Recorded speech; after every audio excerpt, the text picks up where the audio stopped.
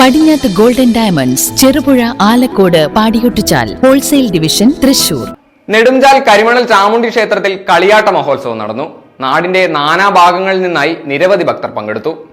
വ്യാഴാഴ്ച വൈകിട്ട് കലവറ നിറയ്ക്കൽ ഘോഷയാത്രയോടെ തുടക്കം കുറിച്ച കളിയാട്ട മഹോത്സവത്തിന്റെ ഭാഗമായി വെള്ളിയാഴ്ച രാവിലെ മുതൽ കരിമണൽ ചാമുണ്ഡി, ഗുളികൻ ദൈവം എന്നീ തെയ്യങ്ങൾ കെട്ടിയാടി.